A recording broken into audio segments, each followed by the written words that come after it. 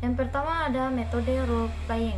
Metode role playing adalah bagaimana suatu cara penguasaan bahan-bahan pelajaran melalui pengembangan imajinasi dan penghayatan siswa. Pengembangan imajinasi dan penghayatan dilakukan siswa dengan memerankannya sebagai tokoh hidup atau benda mati. Permainan ini pada umumnya dilakukan lebih dari satu orang.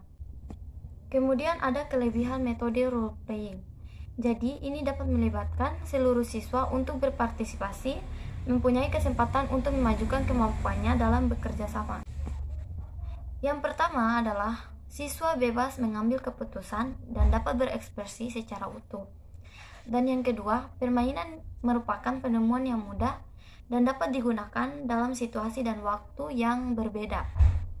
Dan yang ketiga, guru dapat mengevaluasi pemahaman tiap siswa melalui pengamatan pada waktu melakukan permainan. Dan yang terakhir, permainan merupakan pengalaman belajar yang menyenangkan bagi anak. Jadi, yang kedua ada metode pemecahan masalah atau problem solving.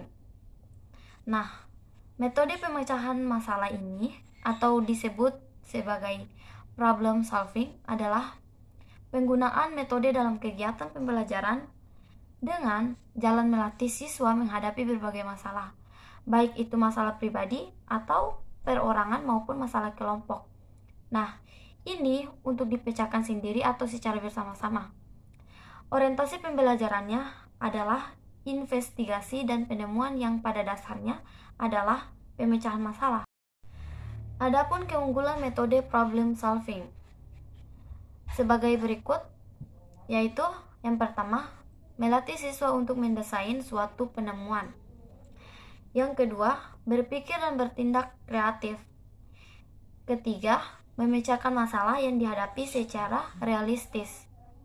Yang keempat, mengidentifikasi dan melakukan penyelidikan.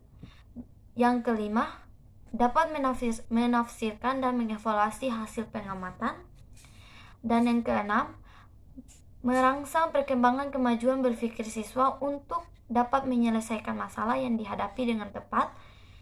Yang ketujuh, dapat membuat pendidikan sekolah lebih relevan dengan kehidupan, khususnya dunia kerja. Adapun kelemahan metode problem solving. Yang pertama yaitu beberapa pokok bahasan sangat sulit untuk menerapkan metode ini. Misal, terbatasnya alat-alat laboratorium. Ini dapat menyulitkan siswa untuk melihat dan mengamati serta akhirnya dapat menyimpulkan kejadian atau konsep tersebut. Dan yang kedua yaitu memerlukan alokasi waktu yang lebih panjang dibandingkan dengan metode pembelajaran yang lain. Yang ketiga ada model pembelajaran yaitu cooperative script. Script kooperatif adalah metode belajar di mana siswa bekerja berpasangan dan secara lisan mengistisarkan bagian-bagian dari materi yang dipelajari. Adapun langkah-langkah dari metode cooperative script. Yang pertama yaitu guru membagi siswa untuk berpasangan. Yang kedua, guru membagikan wacana atau materi tiap siswa untuk dibaca dan membuat ringkasan. Yang ketiga, guru dan siswa menetapkan siapa yang pertama berperan sebagai pembicara dan siapa yang berperan sebagai pendengar. Yang keempat, pembicara membacakan ringkasannya selengkap mungkin dengan memasukkan ide-ide pokok dalam ringkasannya. Sementara pendengar dapat menyimak atau mengoreksi, menunjukkan ide-ide pokok yang kurang lengkap dan membantu mengingat, atau dapat menghafal ide-ide pokok dengan menghubungkan materi sebelumnya atau dengan materi lainnya.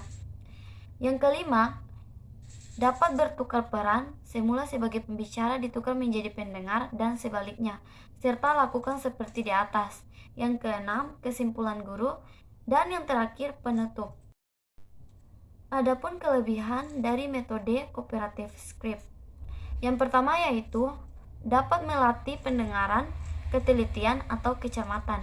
Dan yang kedua, setiap siswa mendapat peran. Dan yang terakhir, melatih mengungkapkan kesalahan orang lain dengan lisan. Kekurangan dari metode cooperative script Yang pertama yaitu ini hanya digunakan untuk mata pelajaran tertentu dan hanya dilakukan oleh 2 orang atau tidak melibatkan seluruh kelas sehingga koreksi hanya sebatas pada 2 orang tersebut.